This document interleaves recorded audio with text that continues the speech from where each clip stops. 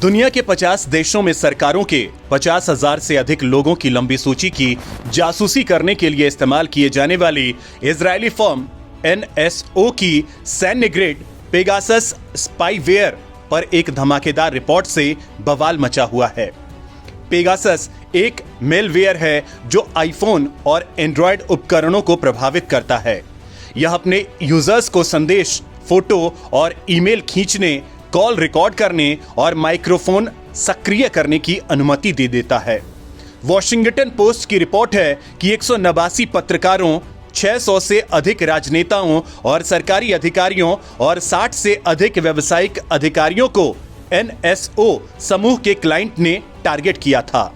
इसका मुख्यालय इजराइल में है। 17 मीडिया संगठनों के 80 से अधिक पत्रकार आने वाले दिनों में इसको लेकर सनसनीखेज खुलासा करने वाले हैं।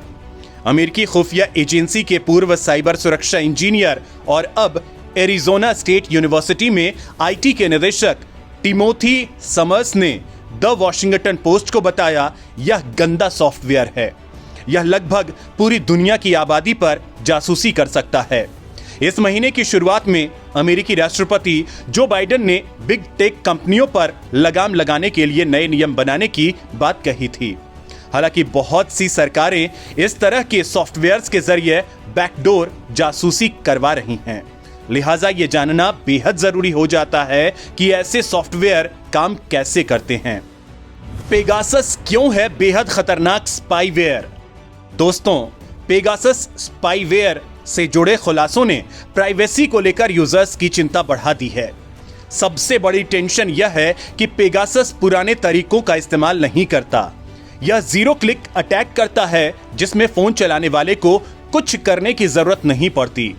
पेगासस दुनिया का सबसे ताकतवर स्पाईवेयर है। इसका पता लगा पाना लगभग नामुमकिन है। पेगासस को इजराइल की साइबर इंटेलिजेंस और सिक्योरिटी फर्म NSO ग्रुप ने डेवलप किया है। इसे क्यूसूट और ट्राइडेंट जैसे नामों से भी जाना जाता है। यह बाजार में मौजूद सबसे बेहतरीन स्पाईवेयर है। इसके लिए एप्पल के मोबाइल ऑपरेटिंग सिस्टम iOS और एंड्रॉयड डिवाइसेस में सेंध लगाई जा सकती है। NSO ग्रुप की वेबसाइट के अनुसार कंपनी ऐसी तकनीकें बनाती हैं जिनसे सरकारी एजेंसियों की मदद हो सके ताकि दुनिया भर में आतंकवाद और अपराध से हजारों जिंदगियां बचाई जा सकें। पेगासस अपने टारगेट के लिए कितना खतरनाक साबित हो सकता है, इसका अंदाजा इस बात से लगाएं कि उसके फोन पर यूजर से ज्यादा एक्सेस पेगासस के पास होता है। द गार्डियन ने अपनी रिपोर्ट में एमनेस्टी इंटरनेशनल के क्वालिडियो गुआरनियरी का हवाला दिया है।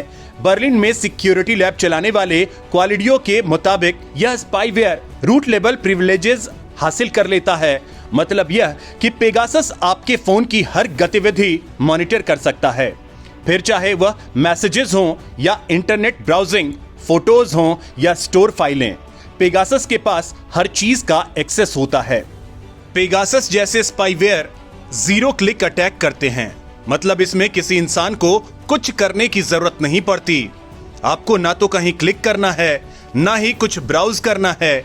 यह स्पाईवेयर अपने आप इंस्टॉल हो जाता है।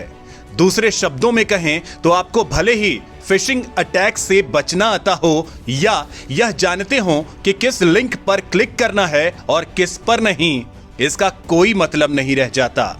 इस तरह के ज्यादातर हमलों में ऐसे सॉफ्टवेयर को निशाना बनाया जाता है जो यह तय किए बिना डेटा रिसीव करते हैं कि वह भरोसेमंद जगह से आ रहा है या नहीं, जैसे ईमेल क्लाइंट। इसी साल ज़ेकऑप्स नाम की एक साइबर सिक्योरिटी फर्म ने दावा किया कि आईफोन्स और आईपैड्स में एक खामी है जिससे इस तरह के हमलों में मदद मिलती है।